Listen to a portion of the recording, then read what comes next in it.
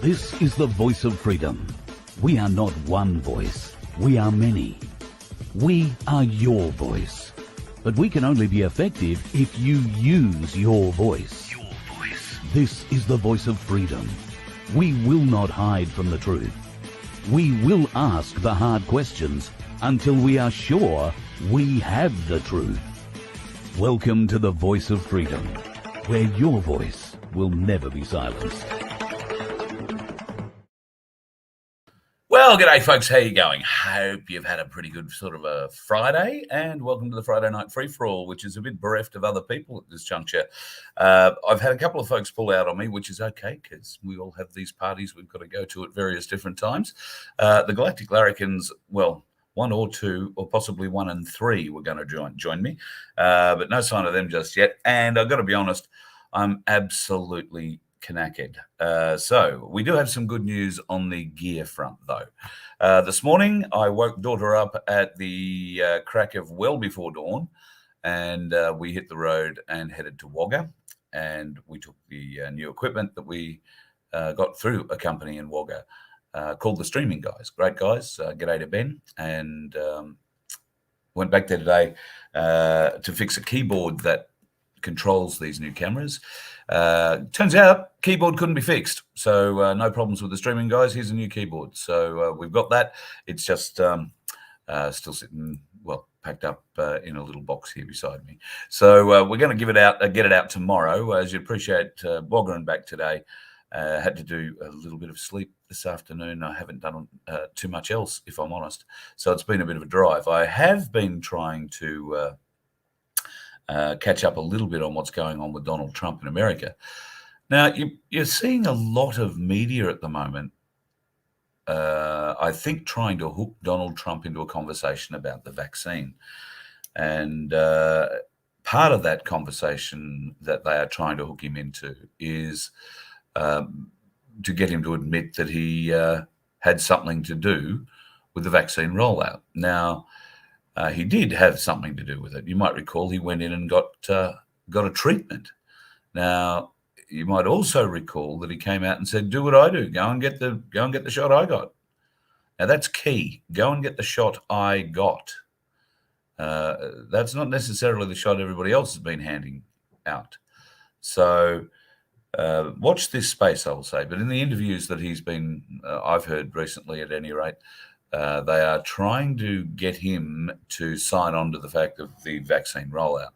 And of course, in Trump's time, there was no mandate. He wouldn't put a mandate on the American people to do such a thing. That took others, and we know how they got that. G'day Nari, Mount Gambier. What a great part of the world. I used to live in Hamilton many years ago, and I have some friends in Mount Gambier. Hello, Bugsy. Hello, the lovely Susie. Hello, Maddie Fry. If anybody knows Maddie, she ran as an A1 independent in the last federal election and did pretty well. Good on you, Maddie. I hope things are going well for you in Mount Gambier. We're trying to get a show in Mount Gambier. I've been saying I've got to get a hold of Bugsy and Susie. So, well, Susie will know that it's probably more I'm going to get a hold of her than Craig to organise this, maybe. Anyway, we'll see what happens. February is where we're looking at heading to South Australia. Cherie has details on that. Everybody seems to be hanging off me and Darren Bergwerf at the moment. Now, Alex is a man who lives in or around Byron Bay, and he wants us to come and do a show there before we go anywhere else. So I'll be heading back up that way next week. Alex, for whatever reason, I cannot find your phone number. I'll get it off Darren Bergwerf, but if you've got mine, or email me, I'll get a hold of you and we'll put something together for the trip back up. We'll try and arrange it so that Darren Bergwerf can fly in and be part of that as well. I think that'd be fabulous. Showing what the Northern Rivers is about. We might even be able to go out and do well, a couple of interesting little pieces to camera. We'll try and show people how the area is recovering after what's happened, and essentially what may come back to us again next year. More bloody flooding coming on the way. Oh, speaking of, well, flooding. Flooding. Drove to Wagga today, as we said. We spoke last night about how green it all was on that bit of the Hume Highway only a couple of months ago. And I can tell you, it's not green anymore. There is still an element of green in some places, particularly if it's close to a river source or a riverbed. But for the most part, that beautiful, lush, long green grass is now long dead, dry grass. And there is a lot of it. So, yeah, certainly a lot of feed around and a lot of feed for fires. So please take care of that. Melissa's Freedom, can I unblock Michael Brown? He's been banned.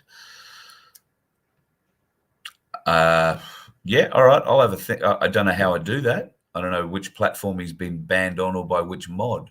So I will ask the mods if they can tell me who Michael Brown is and whether they will unblock him. I don't know what he did to get blocked. Usually he must have got confused, said something weird. I don't know. Hello to Black Sheep. Black Sheep's in Tassie. Wonderful man. He has been very, very, very gracious in being a host when I was in Tasmania and took me around the place. We had a marvelous day at Port Arthur together. I'm going to speak longingly like this. Like it's a bit of a bromance. I've got to be honest. I like Black Sheep a lot. I like his tractor too. I think he likes any man who likes his tractor, just between you and me. But it's another story. So thank you, buddy. Thank you. Oh, well, further to the story from Bernie last night, speaking of Tassie and good things like that. Now, I've had a little bit of intel from people in Tasmania today suggesting that in the Bernie Devonport area that there has been a significant increase in police, but you really have to know what you're looking for. Apparently, these police are in a lot of very varied unmarked vehicles. They're dressed as tradies and all sorts of other bits and pieces, and they are in and around the communities doing work. So that's what I'm hearing. If you are not immediately seeing lots of uniformed Tasmanian police on the streets in those areas, it might be because they're not dressed in their uniforms and they're not driving cars that immediately stand out to be police vehicles. So that's what I'm hearing out of Tassie today. Good evening, Chriso. Mate, I should send you a link so you can pop in and have a chat. Everybody else has left me for dead, so give me a second. I'll probably do that. Yeah, the DOD was in charge of vax rollouts. There's also a very, very good story available for you to watch that shows the rollout of this pandemic began back in 2013 in Obama's time, and fingerprints are all over it. So yeah, it's going to be an interesting one to tell. Hello, Carla. What a lovely name. You're in Bali? Hey, I hope you're enjoying it. Well, I hope it's warmer there than it is in Canberra. Can I tell you, I was going to do something a little swish. I thought, oh, look, I'm in Canberra. Why don't I go and set up with this laptop and sit with the Parliament House in the background and, you know, all that sort of stuff. Well, it was going to look magnificent. It's like 7 degrees outside. All right, I might be exaggerating a little bit, but it's bloody cold. When we got out of bed this morning and headed off to Wagga, it was 10 degrees, a decidedly ugly time for a Queenslander, I can tell you, especially only wearing a T-shirt and a pair of shorts. Anyway, it did warm up as we got to Wagga, but then cooled down again when we got back to Canberra. And yeah, parts of me went hard that I didn't know could when I investigated the idea of going and doing the show sitting on the edge of Lake Burley Griffin, looking, you know, with Old Parliament House over my shoulder or something like that. But yeah, unfortunately, I'm a Queenslander and I'm chicken, and it just goes to show how weak of a human being I am. I could never do what the Canberra Standers are doing. Well, I suppose you get acclimatized, but getting acclimatized is the issue. So my hat is tipped. I take my hat off. I take my shirt off. Well, actually, no, I'd put my shirt back on and maybe add a jacket to the Canberra Standers. I doff my hat to you. Speaking of people who are used to cold, we'll bring in a local. It's so nice to see a galactic larrikin joining us this evening. How are you, buddy? G'day, mate. No, I didn't get the notification. So, I don't know what happened. You didn't? I eventually found it after you sent the text message. I was looking for it, and eventually, yes, I did find it. Very good. I knew you'd get there eventually. And I'll take Carla off the screen up there. Hello, Sunflower. Lovely to see you in the room too. Peggy's in the What happened to room. this afternoon, mate? J1. Yeah, I had a good. Did you Well, manage I to have a rest didn't of have a Sabo? good sleep. Yeah, not a good one. I've been on the phone most of the afternoon since we got back from Wagga, That's and surprising. yeah, I had three hours there, 3 hours back. Nobody rang, but as soon as I get back to the room and I fall on the bed, the phone starts. So anyway, very worthwhile conversations, and there'll be more to talk about with that in the coming days and weeks. Of course, just before you joined in, I was talking about potentially going up to Byron Bay and doing a show there on, in the next week or so anyway. It'll be a very rushed show put together, or whenever we can get Darren Bergworth and myself relatively close in the same part of the state or two states, then we'll get into that. Absolutely. And I have informed our wonderful followers that the cameras work. The cameras are working, yes, and even better, the joystick's working. Well, that was the cameras always work. The joystick was the problem. So I didn't point out just how keen you are to play with the joystick. Oh, I love playing with joysticks. They're great. Ever since I found my first Space Invaders game at the fish and chip shop when I was about 10 years old, I've had a fascination for joystick. Was that a stand up or a sit down? Stand up. Oh yeah, real deal then. Yep.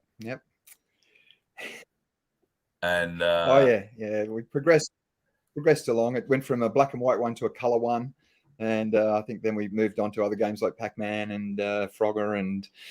So okay, were you a Pac-Man player? Because I wasn't a Pac-Maner.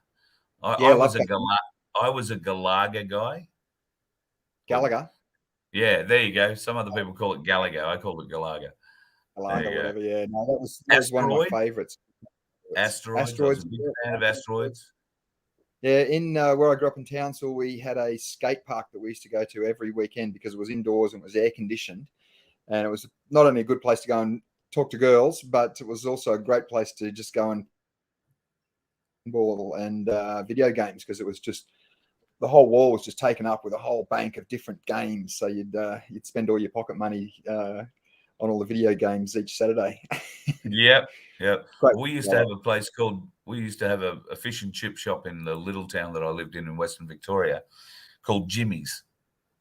And out the back of Jimmy's, he had this room beside the room that he used to gut the fish that he'd go and catch. And into that room, he put, I think it was like 2 pinball machines and 2 stand-up pennies, we used to call them, with Space Invaders on one and Asteroids on the other. And for 20 cents, you could have a game. Now, Jimmy hadn't realized, I don't think, that the tilt, remember the tilt function in a pinball machine. When you first get that pinball machine and you set it up in your house, you have to set that tilt function. Well, whoever had moved these into Jimmy's place had never bothered fixing that tilt function. So you could put your 20 cents in and get your 3 or 5 balls, I think it was in those days, for 20 cents.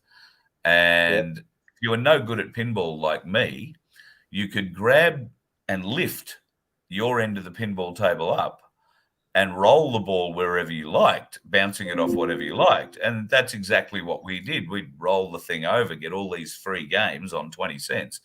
Jimmy couldn't figure out why he wasn't making any money on the pinball. He eventually cut a little spy hole so he could keep an eye on what the kids were doing to his pinball machine.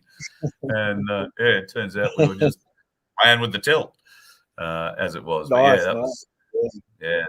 Oh God, it was always a fine art to just get the right amount of tilt. You could always give it a little bit, but if you pushed it too hard, then you'd get the. No, well, this one was right off the scale. You couldn't shake it sideways, but you could practically lift the thing up vertically on its back and it wouldn't tilt. So as long as you just kept the thing balanced, like that, it was easy. I love it. Yeah. He hated us for it. Banned a few people. You're banned.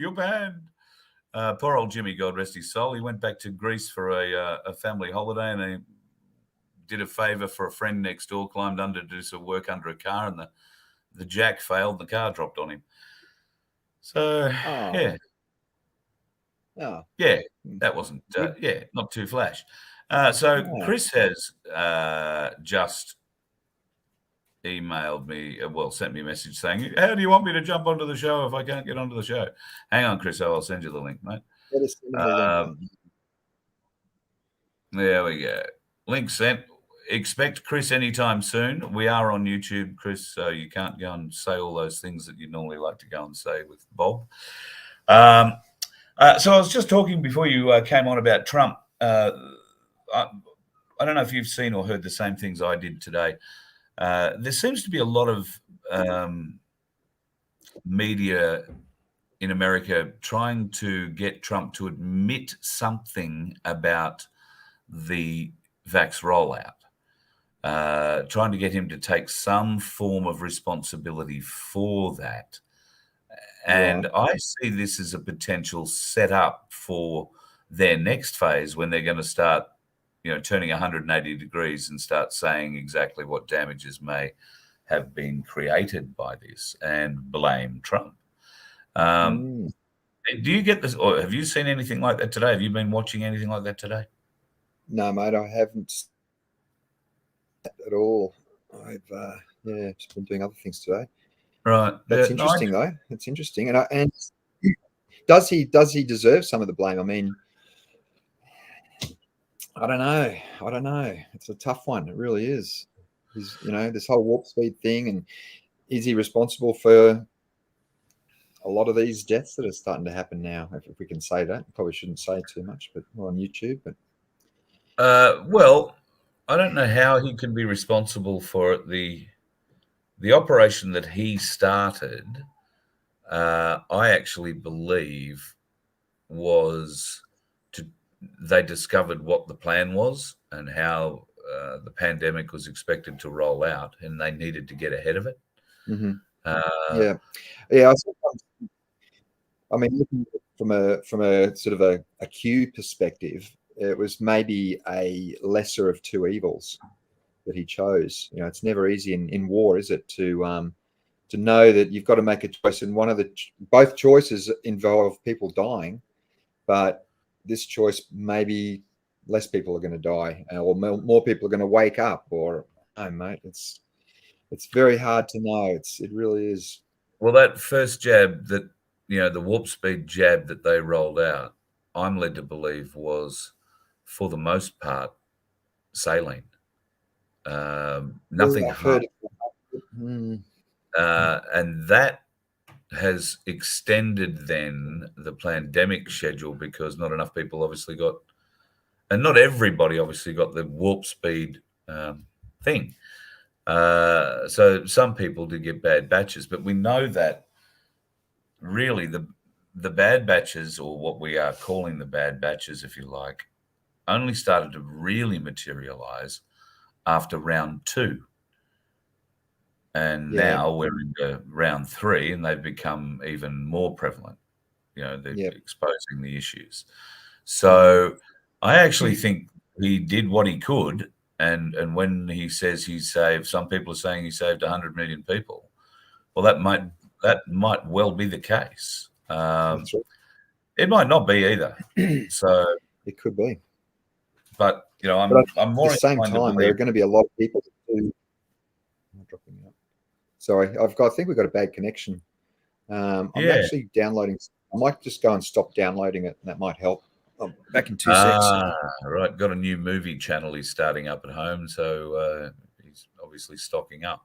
And Chris, I've sent you a link in Messenger, so you should be able to get that from there, I'm hoping. You can pop in whenever you like. Yeah, sorry about that. I just realized that might help a bit better. Yeah. Yes, it'll make your face catch up with your words a bit better. Yeah, I can see it's improved already. That's good. Yeah.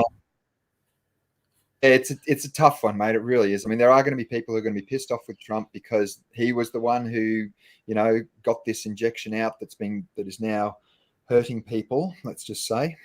And I think that's the people who probably will blame him, and he may end up being some kind of scapegoat. I don't know. It's a tough one, mate. This movie that we're living in right now is full of twists and turns that none of us can really predict. Hasn't it? Yeah. Jacinda Ardern's. I mean, we tried twice or three times last night to try and talk about that and never got far into it. Obviously, the people of New Zealand, or at least the vocal ones, are extremely happy at this announcement. So much so today that obviously the left protectors the left protectors have come out today saying, "Oh, it's awful the way that you're talking about her," and "Ding dong, the witch is gone," and signs like that all over the place. Is that the right way that people should feel if they've got? Well, they haven't been able to get rid of her. I suppose they have, in a way, the pressure that she feels and the stress that she's under. Clearly, the criticisms that she's faced in the last couple of years have got to her. Should the people of New Zealand who are crowing at her demise at the moment feel any shame or guilt? No, celebration. Yeah. I mean, these are the resignations that we were told were going to happen. We're also going to be told that there are a lot of politicians that won't be going to be seeking re-election. Yeah, and that is specific language we're talking there, isn't it? That's the exact term. Yeah, that's right. Yeah, not so, seeking re-election. Yeah, if you hear a politician, and if I haven't got it, but if you watch her when she gets to that line, she chokes up. She does, now, yeah. Is she choking up because it's, oh, well, I'm not going to be Prime Minister anymore? It didn't look like that to me. It looked like she was reading from the judge's script and here endeth the lesson. Yeah, it's hard to know. This is exactly what I have to say. Got to the end of it, and that was that. Yeah, I thought she looked a bit weird. Now, look out. Chris Starseed's joined us. Here he is. He's happy about that. Hello, buddy. How are you? I have to say. Oh, you're gonna need to turn your lagging thing off, mate. I don't know what you're watching, but you are miles behind us, and I'm gonna pull him out. Weird. Change all that. Yeah, that was a bit.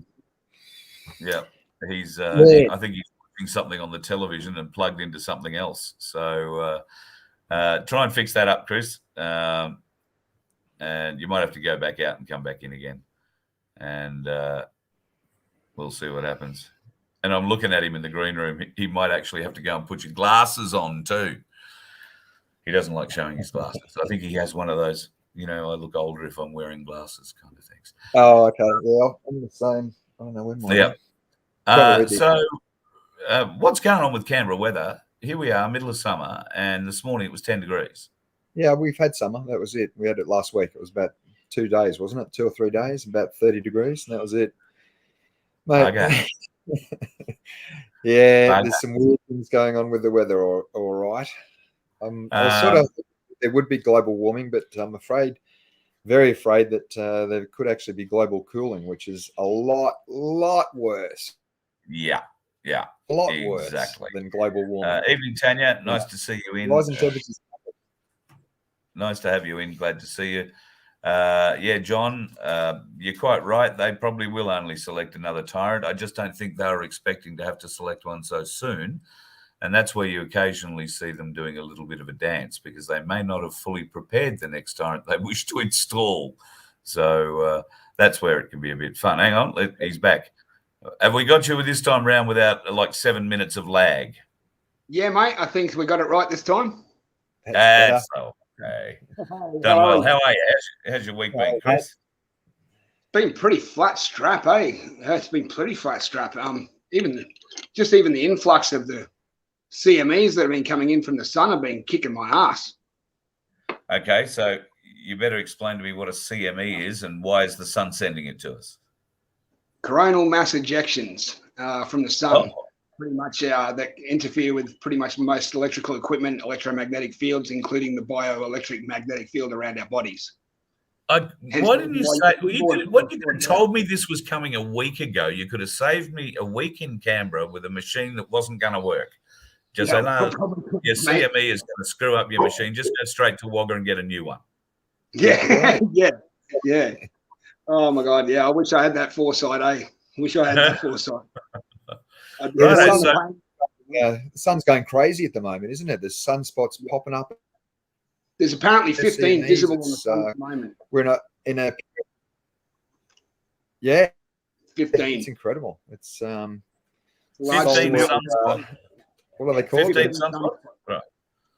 Is that unusual? Indeed. Pardon my ignorance. Do you want to make Usually, there's only usually 1 or 2 to 3 at the most at any one time, or not at one time, but coming and going. But 15 at one time, very highly unusual. Yeah. Okay. Oh my God, we've had a change. Evening, Robert. Change. Yep. It's a deep fake though. It's not really me. Cool. This is not me. This is a deep. Well, clearly, because it's wearing a uniform, giving the idea that the deep fake is going. You don't want me that much. No. Clearly, you're too much for ASIO, mate. They've stopped you. You keep jamming up. Now Neo's as well. Yeah. Oh, there he is. Neo, the wonder dog, always likes to make an appearance. All right. Catch you guys. Thanks, trendsetters. See you, buddy. Go back, grab a coffee, hit the road again. Now I don't know. There you go. Larrikins are having a bit of a hard night tonight with their connection. Yeah, the connection. Yeah, no fun at all. So anyway, where were we? What were we talking about? What's landed in your backyard this week? Any strange triangular clouds or anything else? Not this week. I have been keeping an eye out though. There has been a lot of sky activity, like very strange. Even a few friends in Western Australia and South Australia all been saying the same things. Very strange looking sky clouds, very straight lines, no curves to them and things like that. Just a lot of straight lines, like not straight lines like we know as contrails and chemtrails and such, but straight lines within the clouds. And Mother Nature, we know, just does not make clouds with straight lines. So yes, there's been a little bit of activity up there. Very definitely doesn't happen. Pieces of the, I believe the final chess pieces are moving into their places right now. I think that's the whole Jacinda Ardern thing, isn't it? I think that's just another big piece of the puzzle that's been swept off the board. Yeah, I believe these were actually, you were correct with what you were saying before, because from what I understand, one of the cue drops myself and Bob were talking about earlier was exactly the words that she said in her final speech are exactly the words that, Mr. 17 put into one of their posts prior about probably a year and a half to 2 years ago. Yeah. And it was word for word exactly, which proves future proves past once again, which obviously means they've utilised in order to be able to put this information out. So I've had an interesting concept put to me about why some people see what's going on and some people don't. Some of the most vehement haters of our movement, at any rate, are some of the most highly educated people in the country. And that makes arguing against them in a multi or mainstream media sense a little difficult, unless you can box them in an argument, which, their logic will, a logic trap, if you like, that will have them either admit that everything they've been working for all their life is wrong, or that they're lying. So consequently, the way that it was sort of explained to me is that those of us that think like we do, that have a more open mind, have different makeup at a genetic level. Yeah? So you've heard about this? Yes. That is Can you true. explain it better than me then? Because it really sort of blew me away. I'm doing my Dr. Evil finger bit here at the minute. Well, most of us, as we're all born, We're all very much equal, okay? We're operating on very much the same sort of frequency level. We're operating at the same sort of brainwave capacity to a degree. But there are also certain things that we've had blocked within our DNA. Now, due to trauma, things that we face in our life, people, places, things, obstacles, etc., addictions even as well, that trauma builds up, which also will stop and inhibit you from or actually operating at a higher frequency. Now, the more we face our fears, our actual dark side, shadow work as such, and actually going within, you actually go and actually raise your frequency to a degree, because that's when you're not living in that operative fear level, that fight or flight mode.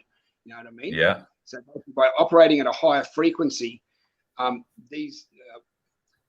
it allows the telomeres between the DNA, or the codons between the telomeres that are between the codons of your DNA, to basically be the blocks taken away, which allows extra information to send those electrical signals, turning on your DNA.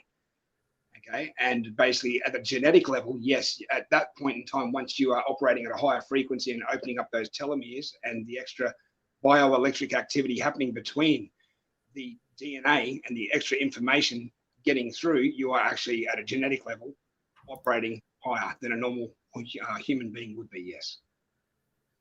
Yeah. Okay. Cool. I had breakfast with Spiro about a week ago. As well. That's also a consciousness thing that it's attached to that as well. Sure. Yeah. So I had breakfast with Spiros about a week ago, and during that conversation, he raised a very good point about law. His point was that laws are written by the people for the people. Now, we hear that statement a lot, but do we actually understand what it means? Laws are written by the people for the people. So do we think that that means the laws are written by the people in the sense, or for the people in the sense that they are just laws and they're for the people?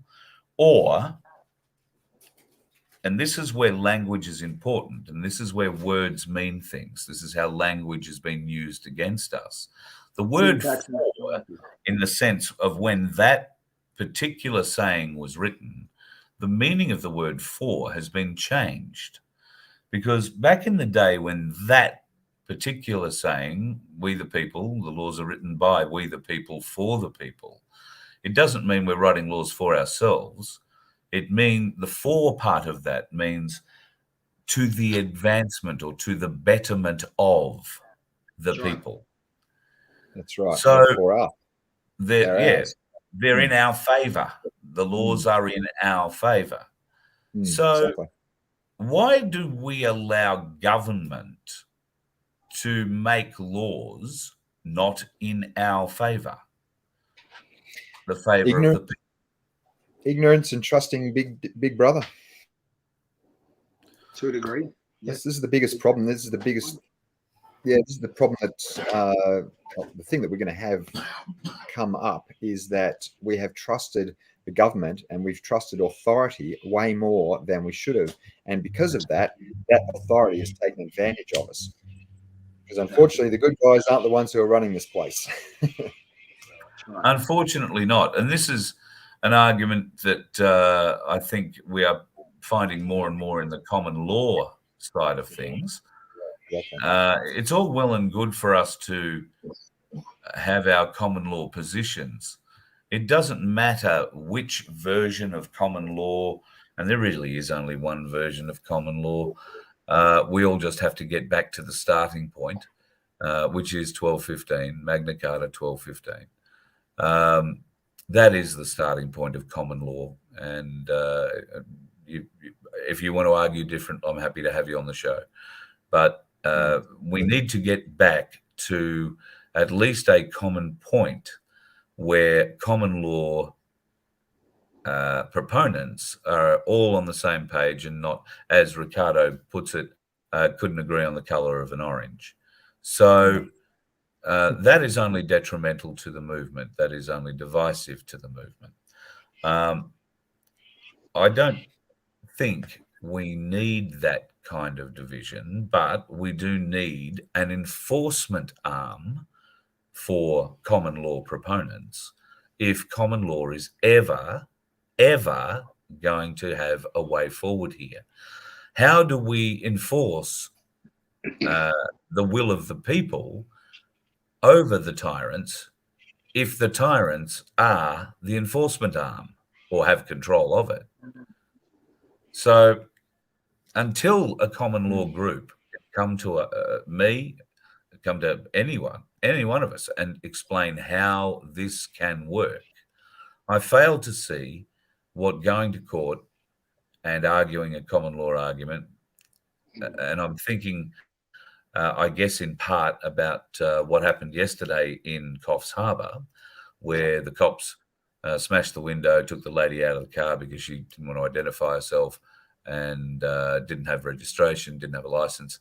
All of those things that she said and that you heard the fella in the car say are absolutely true. Yep. Right? There is no law, right? They cannot charge you for registration, but the fact is they have other laws in place about accidents and insurance and all that kind of stuff where they'll get you on that. So I take my hat off to those folks that wish to be sovereign and drive around with sovereign plates and do all that sort of stuff. That's great. But you can see that the enforcement arm that the tyrants have control of are now ramping up their opposition to any common law argument, because somewhere in the background, they've been emboldened. They've been told, we got your back. They've been told, just do whatever you got to do, because these bastards will never get control of a court. We will never face a common law trial by jury. Just crush them. And this is what's been happening in Canberra with all these the guys who've been arrested. They've never got to court. If they have got to court, it's all been dismissed. You know, I think there's been one that's actually gone through, and that's it. So yeah, you're right. And even I think someone overheard these cops talking one day, and they were saying basically that just make stuff up.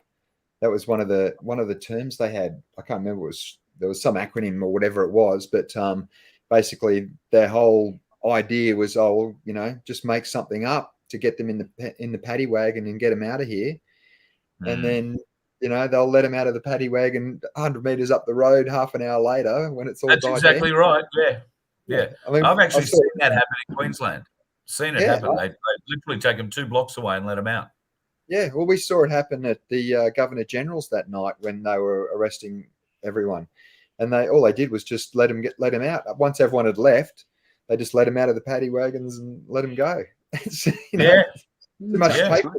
much paperwork, and they know that they don't have a foot to stand on. No. Yeah, if only we had the Second Amendment. Yeah. Well, yeah, don't go saying that too loud. You'll have people turning up at your doorstep in Upper Come Back to West or wherever you live. Yeah. And you know what happens? You know what happens to people in Western Queensland when the police turn up on the doorstep? Yeah. Not good stuff, that's for sure. Nothing good. Not good, mate. And this is the problem. They've still got guns, no matter if they're in the wrong and they're not doing something illegal. They've still got guns. That's right. So, they are the enforcement arm that is being paid by the tyrants. And most of these enforcement arm agents have no concept of what they're doing. I think what Fitz is dead. And by all means, please go on the VoFHQ.com website, have a look on the Magna Carta page. I think Fitz has loaded up the list of things that you should or shouldn't, things that you should ask or should say when you're approached in that kind of a situation. You don't start denying them things, you ask them questions before you comply. And if they can't answer the questions, then, filming it, you're probably going to still get the same result, in all honesty. They're still going to smash the window and drag you out of the car. But you will have it on tape. And when we do, not if, but when we do get control of our courts again, those people will be brought to justice. They'll be brought in front of a jury of your peers. And next up, a bit of advice to anybody if you happen to be going to court. Now, who told you that you couldn't have a jury trial? Okay? It is your right to have a jury trial. You can walk into the judge, don't listen to anything they tell you. Tell them you want a trial in front of a jury of your peers. You do not want a judge-only trial, because that makes the judge also the jury and the executioner. You are laying straight into their hands. Of course, your lawyer will tell you, it's better to do it this way. I can have a bit of a quiet one with the judge, and it'll be cheaper for you in the long run. It'll be cheaper for everybody. The court likes it when you go this way because you're not putting lots of people out. They don't have to go through a whole jury selection process and put out all these people. Bullshit.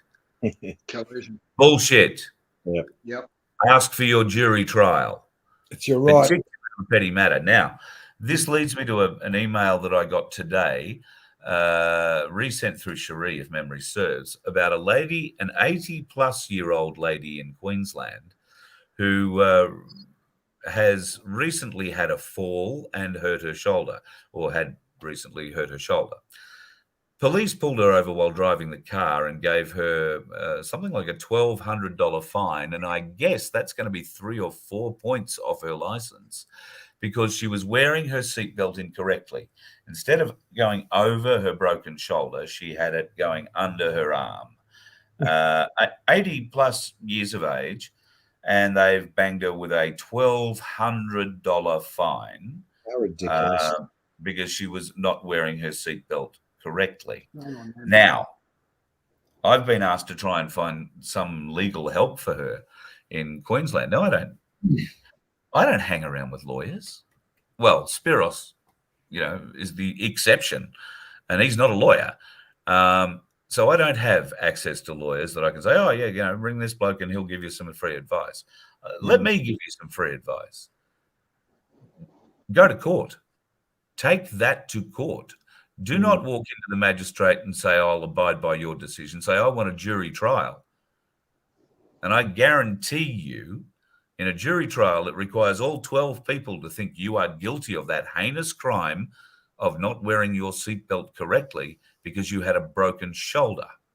I guarantee you at least one person on that jury is going to say, you're not guilty of any crime. Exactly. This is a victimless crime, You are an 80-plus-year-old woman, responsible enough to know that wearing the seatbelt the correct way is optimal, but also 80-plus years old, able to understand and take responsibility for the decision to wear it under your armpit, which might break a few more ribs if you have a car crash at 80-plus years of age.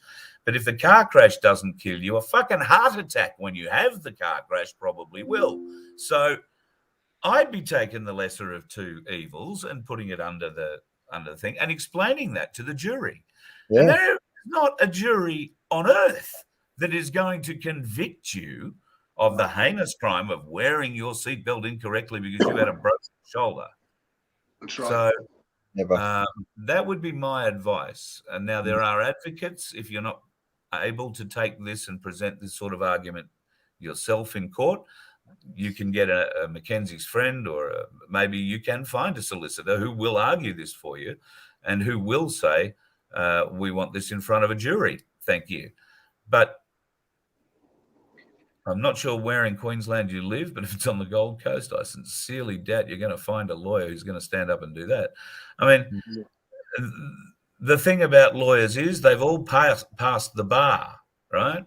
Have you ever wondered why the Americans have to pass the bar? Why the Australian lawyers have to pass the bar? Why the British lawyer? Well, every bloody lawyer has to pass the bar. Do you know what the bar is? Got to be in the club, mate. The British Accreditation Registry. That's right. That means you're in the club. Yep. That's right. Right? And they have to do what they're told. Absolutely. Yeah.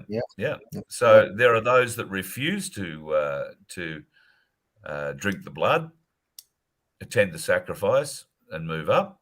And without putting words in his mouth, I've got a sneaking suspicion that Spiros may be one of those types who's, cracked the door open, seen the other side and said, nah, not for me, I'm going the other way, and got out of the law and went and did something else for 20 years. So, there's also a thing called jury nullification. Have you heard of that?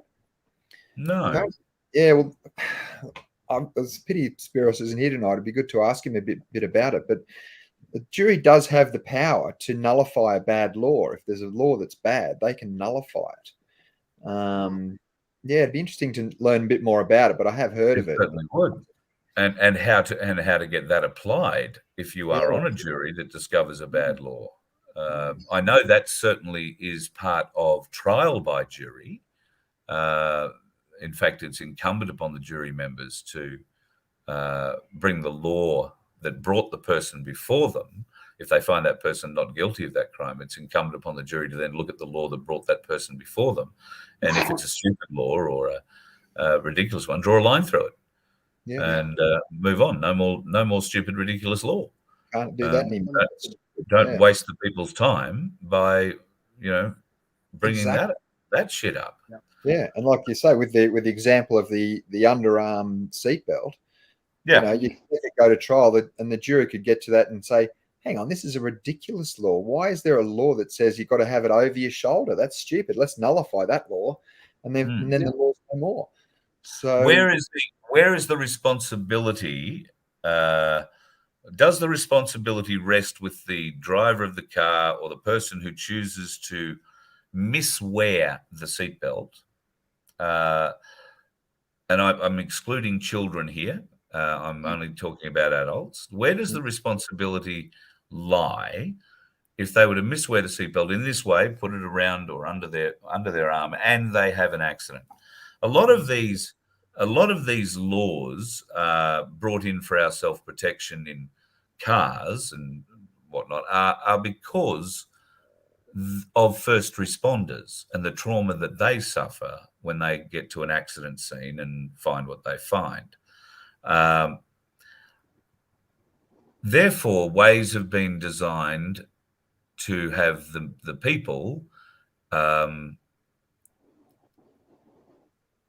comply with certain physics requirements that would happen in a car unknowingly. So wearing a seatbelt, you think it's just going to stop you slamming forward and getting thrown out of the windscreen of the car, and that's certainly one of its primary functions.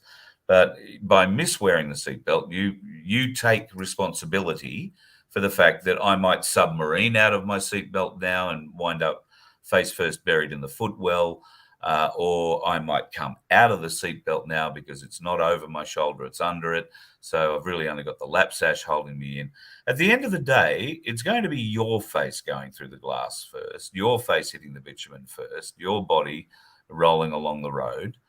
If you're prepared to take that risk, and I dare say that this lady at 80 plus years of age was prepared to take that risk and wear that responsibility to, in respect of gaining some comfort, some level of comfort, by removing the seatbelt from where her broken shoulder was and putting it under her arm.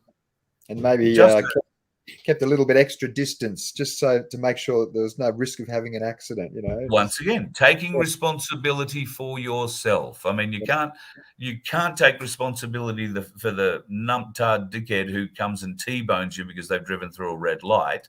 All you can do is check the car there isn't anything coming when you cross, and if he's doing 1,000,000 miles an hour and sails into the intersection and kills you, well, yeah, bad.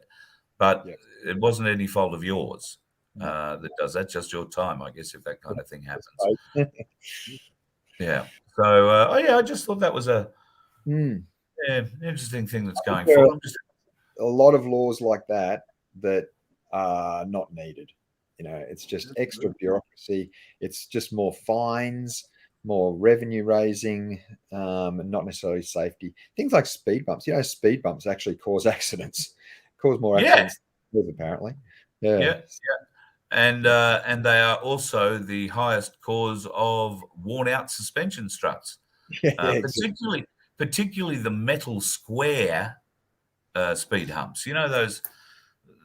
They are Yeah. usually made out of metal, not cement, and Yeah. they are violent. When your Oh, yes. tires hit them, they are violent. Doesn't matter what speed, they are violent. Yeah. Yeah. Well, those ones. I was talking to a guy who works at a suspension and tire place, and he says their business has gone through the roof with replacing suspension struts. So do you That think it could be a conspiracy where the suspension sellers are paying off the government to put down more speed bumps? or just not to patch the roads and leave the bloody great holes in the roads, and that has exactly the same result. So, yeah, bastards. Oh, mate, everywhere you look.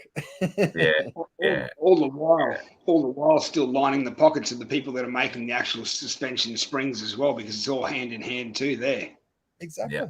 It's a real- more springs, more money for them.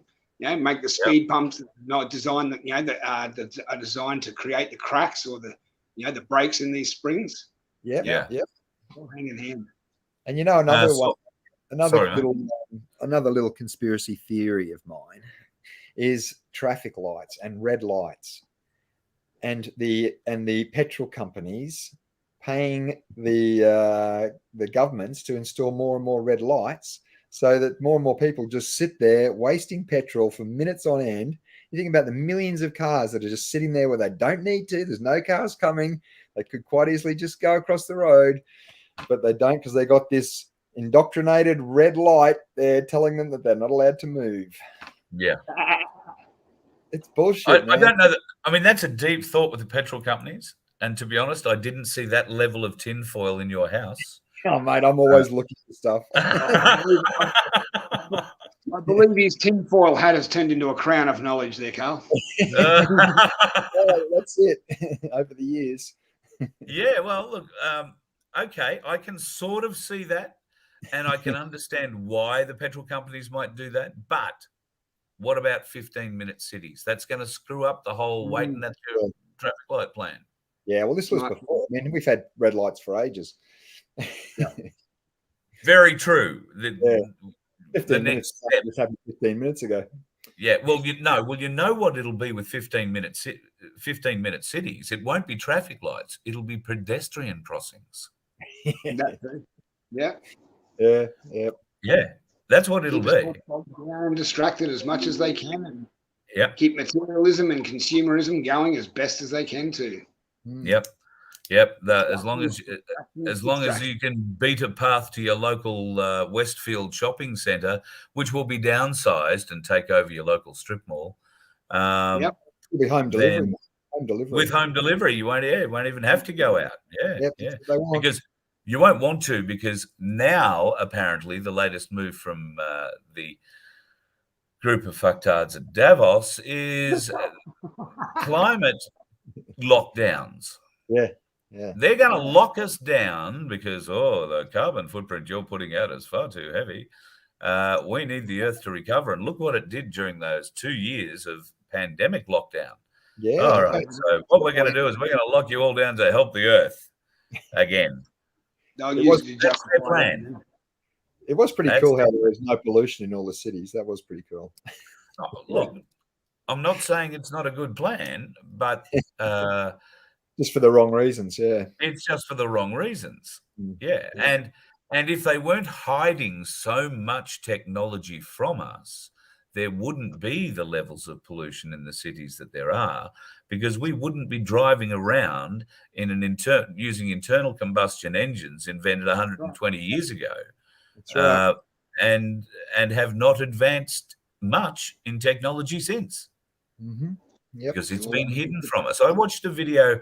I haven't cut it yet to get it into this system, but I watched a video the other day that's showing world's fairs back in the 50s and then prior to the 30s and the 20s. With technology, electromagnetic technology. Think of the scooter kind of thing you got to push around with your feet today. Think of that without any wheels, and able to be blown. Plenty of them, Have a look at far off the ground, apparently. That far off Yeah. the ground, electromagnetic gravitics, exactly. Yeah. Yep. So there's lots of evidence that this technology has been here before. The infrastructure is still in our cities.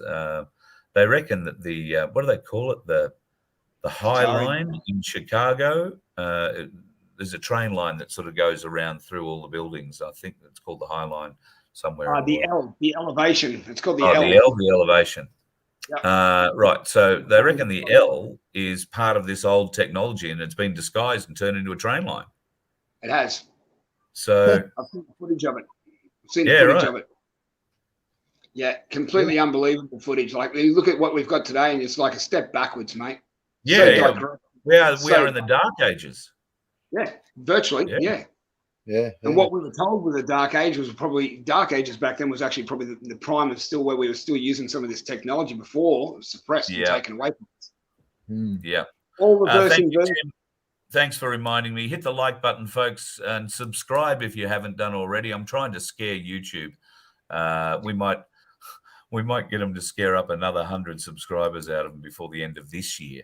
In the last half of last year, I gained 300, so let's say 500 subscribers, and in the last 6 months of last year. So they are hammering this site unbelievably hard. I like to jam it up on occasionally. So hit the like button, folks, and share it if you can. And if you haven't subscribed, please do. You'll probably get a message, and this is the test. I hear more and more from people. When they do try and subscribe to the Voice of Freedom, they get a message back that says, this is children's content, which is better than children's porn, I've got to admit. Or we cannot subscribe you to this channel at this time, or this channel is no longer taking subscriptions. That's really weird. Yeah, they're the sorts of messages that people are getting when they try and subscribe. So, and look, subscriber numbers for me are not what this is about. I know there are many others in the business who live and die by numbers, but, I've never been that kind of a person. I like to build a family, and we seem to have built a family. If our family is, 3 people big, or 3,000 or 30,000 or 300,000, I'm all for it. Size doesn't matter. And I've heard that all my life. Size doesn't matter. So, but we do want to grow this movement, and so we would like everyone to get out there and share and do all the things that need to be done on social media to help grow this movement, because otherwise it's going to take a lot longer until we get all those med beds and everything. Yeah. So I heard too a little thing about med beds, in that there is technology available now that is along the lines of med bed technology, or at least frequency healing. We saw, I think, you showed me the video. I think, Bradford. Those screens. These screens, they're like TV screens that have got a really bad test pattern on them. Yeah. They put their frequency, a light frequency and a pattern frequency. And apparently these rooms that you can sit in filled with these screens, and there are some rooms where you're surrounded by them. What'd you say, Brad? There's like 26 or something. Some of them they're usually 4, 8, 16, 24, and I think even 48. There's a 48, couple of rooms. Right. And you just sit in this room, or sleep in the room overnight? That's what. Yeah, if you're really sick, then you'd go there and you'd sleep there overnight. But other people have just got, less minor sort of ailments. Just go in there for like an hour and come out of there feeling fantastic. Yeah, they're definitely onto something there. Yeah. Well, there's one in Noosa. I think there's one on the Gold Coast and one in Sydney at the moment. But we'll look into that. In fact, there is a lovely lady on the Gold Coast that I'm going to call and see whether or not she knows anything about this. She used to, in fact, still is, as far as I'm aware, involved in the natural healings of life. So she would be very attuned to this kind of equipment if it was available. So I'll see whether or not she knows anything about it and would like to come on and have a bit of a chat and try and explain that to us. I think that'd be great. So, I was actually going to say, I was actually going to say, if I could just expand on that just for a moment. Was it you that I sent the documentary to called The Grounded? yes. I've seen that. Yeah, it's great, isn't it? Yeah, That is great. Absolutely. I can highly recommend everyone that's watching tonight, please go and have a look at the Grounded documentary. It's called The Grounded Movie on YouTube. And I can tell you now, you will see nothing short of miracles, like myself and Carl have all seen. Okay, I can tell you now, mate, like that is the bomb right there. And I was going to say also, if at any point that anyone wants to go and actually make themselves their own personal homemade grounding mat, get it, and actually you can actually make it from Secura Mesh steel, an old electrical cord, like an extension cord, and go and getting yourself from Bunnings a replacement 3-pronged plug. Now, we bring the ground from the outside of the house in so that we have electrical grounding. Now, with the plug, normally you'll have to hook up all 3 wires so that you've got an electrical signal going through your house, right, through that cord. What they highly recommend is that you don't plug all the wires into the 2 top wires, only plug it into the bottom one, which is your ground. And by doing so, and attaching the other end of it to your Secura Mesh mat, and exposing copper wire, soldering it to it, and then actually zip tying the rest of the cord that's actually on the the steel mat as well, zip tying it to it, soldering it all together, you're actually grounding directly from outside inside at your feet whilst you're at your at your seat. That's right. Yeah. Wow.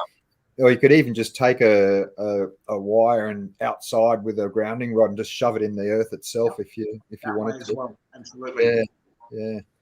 No, of course. Anyone that has sleep apnea as well. Anyone that has sleep apnea, I highly recommend using grounding of any sort. I mean, sheets are available now that have fine fibers of metal that run through them, where they're actually hooked up directly to a 240-volt power supply in your wall, but it's only the bottom plug that's actually getting the ground from the outside. Yeah, that's bringing it in and directly putting that current through your sheet so that you are sleeping grounded all night as well. So you're basically doubling your healing whilst you're asleep, because our body heals twice the normal rate it does when we're asleep and what we do when we're awake. So raising the optimal frequency of your healing whilst you're asleep through grounding will fourfold. Wow. Okay. So there's always different ways. Like the Native Americans, all tribal people and cultural nations around the planet, from every nation and culture and island, they knew about this for thousands of years.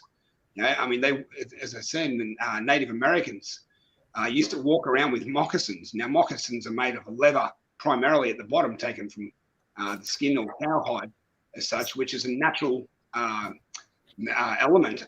Excuse me, a natural material that allows you to have the free flowing of electrons. Yes, there we go. That's the book. Yeah, so it's all. That's all the about book. Grounding your feet. That's right. Yeah, no, I know all about it. It's awesome, isn't it? Barefoot is the best way. And they've even got shoes now that like it goes through the shoe so you can ground your feet. They have magnets put into them, earthing magnets that are actually inserted into the EVA foam. Because I used to work in sports shoes, and I've now found that even in the documentary they were showing us that they had women's slip-ons and things like that, and thongs. Yeah, so they're probably obviously moving into sports shoes now. JJ wants to know if it's okay to go out and ground when there's lightning around. No. I wouldn't recommend it during lightning storm, no. But afterwards, the free photons and electrons that are flowing up from the earth through the grass, walk out straight after that. Depending if you actually also have a skin irritation, I wouldn't recommend going out in the grass.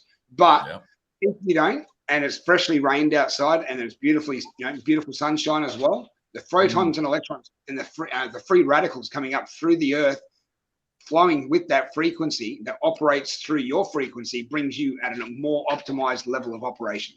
Yeah, cool. G'day, John. Are we allowed to say g'day? You're in Colorado. Do you understand that? We don't throw shrimps on the barbie. We throw prawns. But lovely to have you from Colorado, where I dare say it's just about as cold as it is in Canberra. Probably got a little bit more snow. Yep. I got a friend up in Wisconsin. I got a friend that's in Wisconsin tonight that's actually tuning in. Yeah, wonderful. Gee, we've got a great American audience. That must be. We looked at the analytics the other day. I have an American audience of what was it, Brad? I think both of them are watching tonight. Yeah, that's about it. That's about it. Yeah. Hey, listen, Galactic 3 has turned up with a mouthful, no less. Are you sharing? There's a rule. You don't come on eating unless you're sharing. What are you having? You want some chips? Oh, chips. Mate, have you seen the size of me? What a stupid question. Mate, it's eating bloody dinner. Yeah, no. I always get the leg just when I'm cooking dinner. Oh, no. That's difficult. Oh, well. Hey, he's been. Yeah, good, mate. So obviously you didn't work too hard today when the lawns were still wet. Yes, had a day off with all the rain. Yeah. No fun at all. So we're just talking about frequency and grounding and all those sorts of things. SW's got something here for us. Frequency plates can take out the dastardly chemicals in our water and food. I would actually believe, in fact, I wonder how we would test frequency taking shit out of water. Unless we're doing it like the electrolysis way, and we know it certainly takes that shit out of the water. Actually, Bradford, you've seen the water test results in your hand. Yeah. They're in one of my briefcases, which is still on your floor there somewhere. What was your thoughts? You know, I think it's to your left, the briefcase to your left, the large one, or it might be the thin one, hiding behind the case there. They're in there. I thought they were on the kitchen bench. Oh, well, I cleaned up yesterday before, going to Wagga because I didn't want to leave crap all over your house. Oh, anyway. Yeah, it was pretty gross. But, it's mineral water, which was the Sal Pellegrino one, whichever one. That one was the one that had the most in it, and that was a mineral water. So I guess you'd expect a lot of minerals and stuff to be in mineral water. But the one I was a bit disturbed about was the one that had been filtered. Yeah. The filtered one, which, I'm a bit concerned about because I filter my water. And I thought that'd fix it, but maybe it doesn't. No, well, we have nanotechnology. They use the technology called nano encapsulation technology.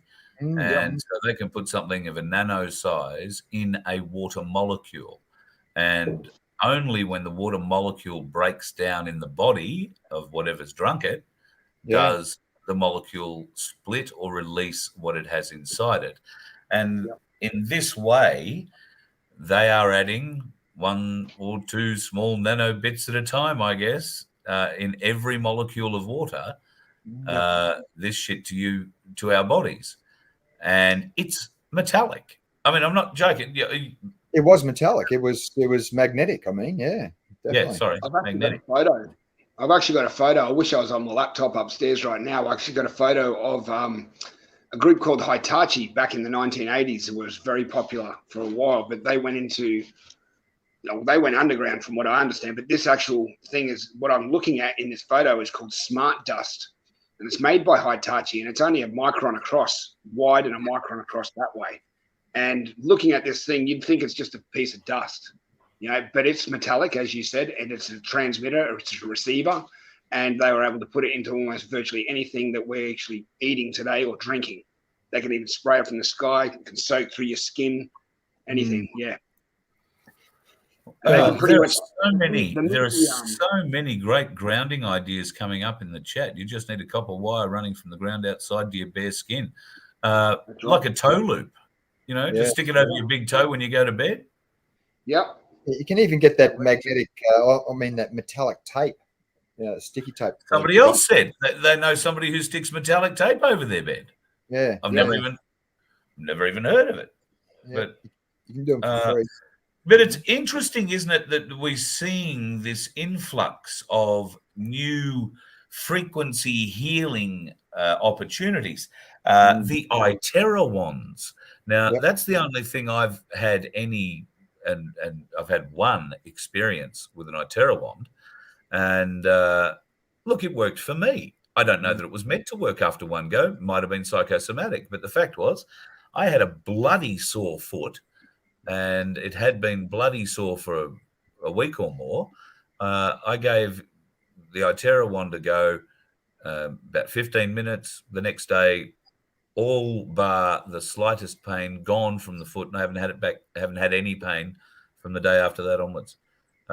So I have to say there is something in that. And Bradford, you have recently become, your mum's got one, the lovely Jan. So you've had an experience with it? Yeah, they're good. They're good. Yeah, I haven't used it as much as I should, but I have, I guess you'd say, a feeling of well-being would be the easiest way to describe it. Just a general sense of feeling better. That's all. Like, didn't really take away any pain, but I don't think I was using it for long enough. I was sort of just going for a minute here, a minute there, and just sort of going around my body, just doing a minute on each sort of area. Yep. And didn't sort of concentrate it in one area like you did. So I think next time I might try tomorrow and just focus it right on my back and see if that. Well, I'll do yours if you'll do mine. Yeah, no worries. I was amazed at the success rate that's come from it. I just g'day to my mate Len, who introduced me to the iTerra wand, and to Di and Ron in Harvey Bay. We took Len up to Harvey Bay when we went up there last time, and he gave a talk on the iTerra wand. I think Harvey Bay now probably has 7 or 8 of them within the town boundaries. Some people have had an experience where it didn't work for them, and that's fine. Nobody's telling you you've got to go and buy one, and I'm certainly not getting any deal on them, so don't think that. But it's interesting. I'm just saying that there's this new influx of new technology, the iTerra wands. There's these screens that we've discussed. There are a lot of other frequency healing things that are coming to the fore now. We're seeing on social media and all that sort of stuff. So why is that happening, Chris? Has that got something to do with your sunspots as well? Not so much the sunspots. I think it's just more so the fact that what has been suppressed and the fact that 7,000 patents have been released, and since Mr. T was in office, and now those patents, these guys are scrambling like mad to do whatever they can to try and suppress and stop the rollout of these things. But even the fact that the technology, as much as that might not have hit us, the information is getting out there, and not just about the information of the tech, but also the information of the ancient information that has been also suppressed by the Vatican Church, and how big pharma and places like WHO have used their sorcery and magic, so to speak, of mixing of illicit components to create their drugs to keep us dependent or sick, as such, to keep us away from these natural healing remedies that have been in existence since the beginning of time. Yeah, and the ancients knew about this, so I dare say, it's only a matter of time. Seeing as we know the information about this grounding as such, for example, this wasn't known about relatively 10, 20 years ago. So in saying that, I mean, how long is it going to be now before we see, probably the med beds hitting the rollout? It could be 2 years, 5 years. At the end of the day, I have no time that I can put on it myself, but all I know is that that's the thing. We've got to build them. We have to build them. There's only a certain amount of them apparently that are here, and we've been given the technology and the plans to build them. The biggest problem that I've always foreseen with med beds is demand, and they do not have the stock to satisfy the demand. And if you release something like a med bed into a community, you will have family members killing other people to get their family member to the head of the queue to save their life. People do amazing and horrendous things when faced with the end of their lives, and their families too. If there is a cure, and who wouldn't do whatever it took to save a family member, a child with cancer or whatever, and you get told by a bureaucrat, no, I'm sorry, you're going to have to wait 3 weeks or 3 months or 30 years because we've only got one machine and that's the line ahead of you. So they can't release the medbed technology until we are in a position where people who require medbed technology can be seen in a reasonably speedy manner. And that means we have to be building them. They have to be built somewhere and they have to be shipped. To a degree, you're right there, Carl, on a big scale there. There is one group, but in the world that's in Iran, I believe, by the name of the Kesh Foundation or the Kesh Foundation Spaceship Group. Dr. Kesh has actually been working on these medbed pods, one of 4 that have been designed by different groups. This is just one design, but he's been basically rolling these out on mass scale, from what I understand. So whether he's part of the plan, so to speak, for the rollout, and also we need to also take into consideration as well the SSP groups that have been in operation for 70 years. Okay, now these groups are working and in operation currently still now. Okay, right now above us, and they have technology that's far beyond these med beds than what we've got here now. So when this is all released, you've also got to consider the fact that their technologies they'll be bringing back here when that is disclosed on a public scale as well. So between Mr. Kesh and the fact that we've also got to build some of this infrastructure as well, and what is also above us and has been in current operation for 70 years, and they've been gradually evolving these technologies as well. I mean, even in plain sight on our TV shows, Star Trek, for example, perfect example of that. Medbed technologies there, quantum teleportation, all of that. Yeah. But for a lot of requests for you to hold that book up again. People missed that title. Yeah, that was a good one. Feel better, sleep better, and look better. And it's the gun.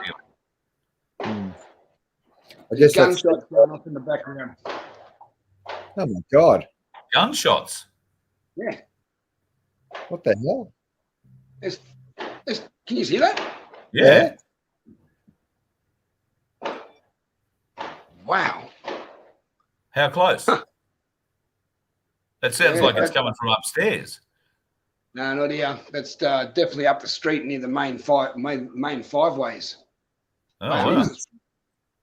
Whether it's fireworks or not, I didn't hear the crackling that comes after with the boom, which is usually what sounds like fireworks, but that sounded like gunshots to me. There was like 12 of them.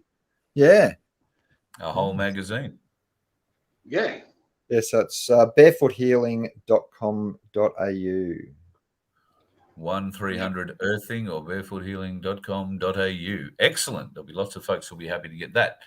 Or some of you can actually go and have a look at Mr. Clint Ober as well from what's the website? Just go and actually Google or use DuckDuckGo and just type in Clint Ober. That's OBER. Okay, and Clint Ober is actually the head of the Earthing Association in North America. Okay, and he and Zappy Zappelin were the gentleman that basically worked together on that grounded documentary that we've all seen. So, right. Yeah. Remember in the documentary how they had that seminar where there was 1,000 people and they said they're going to hook everyone up to the earthing mats that are in front of them? Well, Clint Ober was the designer of that. And he was the one that basically came in and did that presentation that night for those 1,000 people. And every one of them all came back. 1,000, including children, said they all felt different after 1 hour of grounding. Wow. Brilliant. Well, we'll have to get in and do a little bit of thing on grounding, I think. JJ, which was the best water with no graphite? The best water that I tested was, if you're going to a servo, Coolridge water had the least amount of any bad stuff in it, and also the least amount of other natural minerals in the water. Pump. You'd say there was yellow or something in it. Yeah. So when you when you go through those waters, those company provided filtered waters, they have gone through, I think, an electrolysis process where anything that was in the water has been split out of it, and it really does only hold what natural mineral you would expect to come out of the ground from the water coming out of a spring, for instance. And it's very easily identified. It's red or it's yellow or orange. It's it looks like a mineral, and to be honest, when you get a lot of it, it just looks like the outback, the red dirt of the outback, the ore color, if you like. Everything else developed black or grey, large amounts of black or grey shit in it, which sunk to the bottom, indicating that it was a heavy metal or heavy metals, and then the natural minerals, if you like, would sit on top. So the scary thing for me was exactly what Bradford found. When you filter your water, you expect it to be clean. And, I'd only done a video on how to make a water filter and using a ceramic filter. So it's a really good quality ceramic filter. And I tested that water as well as the tap water that I had used to put through the filter. So I tested the unfiltered and the filtered, and I got the same amount of black shit out of both of them. Wow. So yes, the filtered water didn't have any fluoride in it, didn't have any chlorine in it, didn't have any of those other things in it. But what the filters, and it doesn't matter how good your filter is, unless it cracks the water molecule, it is not going to get this black shit out of the water or let you see it. So I'm still working on the video, on the videos that I shot with that. So I'll endeavour to get that up in the next week or so. You'll see how this stuff sinks to the bottom, if you like, after we've turned the electrolyzers off. And it takes hours, 4 or 5 hours. And in fact, the clearest water was about 12 hours later, where everything had sunk and settled. And you can see the heavy metals, the not so heavy, the less heavy, and then the natural minerals on top. It just settles in layers. It's quite amazing. When you scrape this stuff out, and I did this with you yesterday or the day before, Bradford, I showed you a bit of it.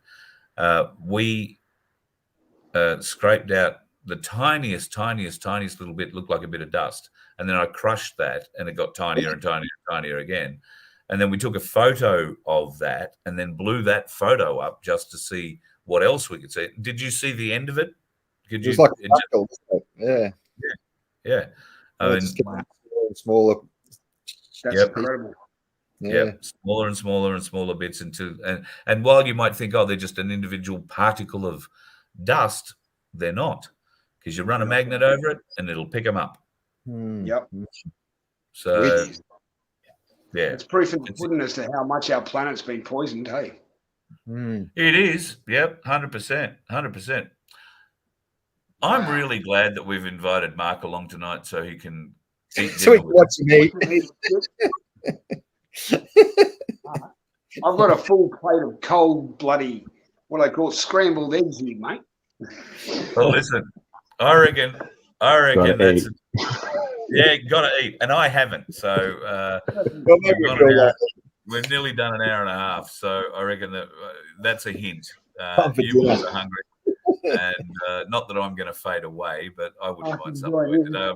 The Wagga and back. Tomorrow's going to be a good day. We're going to have it live tomorrow, folks. We'll be out and about in Canberra somewhere special. And yes, we'll be catching up with some special people. So looking forward to that. Thank you to everybody who's been on the show tonight. Chris, an absolute godsend to have you in tonight. Thanks for jumping in. And I look forward to seeing you next week when I'm back up in Queensland. And Marcus, thank you, mate. Look forward to seeing you and maybe getting more out of you than, a really happy smile and a good look at how you eat your food. Yeah, I'm going to try and get on before dinner time. Okay. Every time you guys send me the link, I think I've just got to the shops. I'm like, Can I ask if you were wearing your hair like that in the shops? No, I've got my headphones on. So. Oh, it's your headphones. Yeah. Oh, I thought you were just trying to keep it out of your feed. Look like You look like I didn't Christopher. want to. Yeah, he's an interesting looking cat, isn't he? Oh, You mate. do have a touch of the Christopher Walkens about you like that, I've got to say. Yeah. In Click. Yeah, I thought I should put my headphones on and I'll wake my girlfriend up, and then she'll yell at me. She's got to get up real early again. She works hard, mate. What, you got her on the mower again in the morning, have you? No. She'll be working hard managing the stores that she manages. Yes, being a very manageable manager, she's very good at that. That's it. All right. Cheers, brother. Good to see you. Cheers, boys. Talk to you. Bye, mate. And Yeah, and B1, I'll see you tomorrow. Yeah, will do, mate. Sweet dreams. Thank you very much for your love, involvement, and assistance over the last few days. And tomorrow we'll put it all together and make it work. Yeah, let's hope so. Yeah, I shouldn't have said that, should I? I shouldn't have said that. No. All right. Have a good night, bro. See See you later. Bye. Oh, lovely. And Jay, thank you very much for your sticker. Thanks. I really appreciate that on a Friday night. All good. Thank you to the Aussie Cossacks moderator who passed along the message to the Cossack that I'd been sending him emails and he hadn't been replying. He sent me an email this morning. He said, I haven't seen your emails. So that's the last message I got. But I don't know. We'll find out. I'll send him a message and see whether or not he wants to come on the show next week, or if he's able to come on the show next week. We'll see if we can get him on for a chat, find out what's going on in the world of the Aussie Cossack.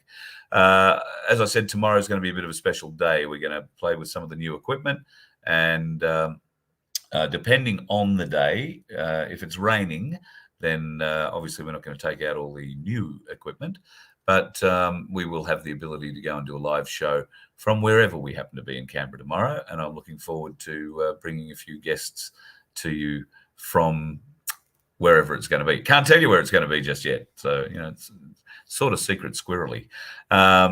Sunflower, thank you very much for everything. Sandra, lovely to have you as part of the show. John, awesome to have you guys join us again. Shez, Chu, Peg, and Peggy Sue. I don't know. You're a dangerous one, Peggy Sue. Somebody's going to come for you one day in the moderator's room, I reckon. Aaron, I didn't say hi to you earlier. G'day, and hope you're well. Russ, lovely to see you. Thank you to our international guests, wherever you're from. America, from the UK, from Ireland. And I've got friends in Germany who are watching tonight too. So hello to Dirk and Co. Hope you're having a lovely night. And have a beer for me. That'll work out nicely. Have a great time. It is the weekend, folks. If you are going to be out on the roads, be careful. There are plenty of dickheads out there. Just make sure you're not one of them. You let one ant stand up to us, then they all might stand up. Those puny little ants outnumber us 100 to 1. And if they ever figure that out, there goes our way of life. It's not about food. It's about keeping those ants in line. That's why we're going back. Does anybody else want to stay? Let's rock!